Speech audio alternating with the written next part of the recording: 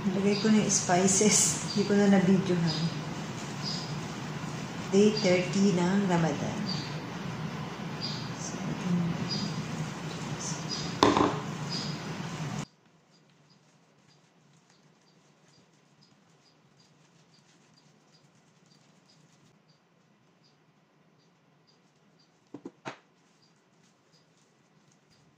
hi guys! Ayan, day 30 na tayo ng Ramadan today. Ayan, kofta eggplant roll ako ngayon. Natapos ko na ihulma ang ating kofta. Ayan, so tapos na. Ayan guys, tapos na ang ating tahini. Nakagawa na ako ng sauce para sa kofta later pagka inilagay na siya sa oven. Ayan. So guys, ayan, nagpiprito na ako ng eggplant. Ayan, ganito kanipis dapat talaga. Pero dapat pag nagluto ka, kailangan agap dahil madaling masunog.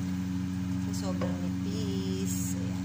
At kapag crunchy siya, hindi mo siya maroroll kasi madudurog. Ito na ang aking kofta. O, diba? Nag-shrink na siya. Grabe, ililiit siya kapag pinrito na. Diba? Ayan. So, tapos na. Eggplant na lang. So guys, ayan, tapos ko nang i-roll ang kofta sa eggplant. Ito na rin ang fried onion. So mamaya magba-brown pa yan pag nasa oven na. And then ito na yung sauce niya. Okay.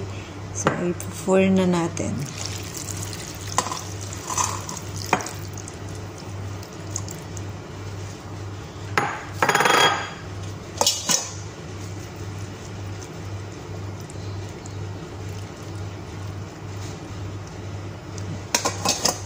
So, oven yan for 35 to 40 minutes na may foil.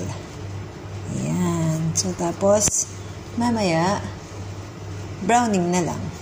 Ayan, guys. So, tapos na siya for oven. So, ipipix ko na lang yun mamaya.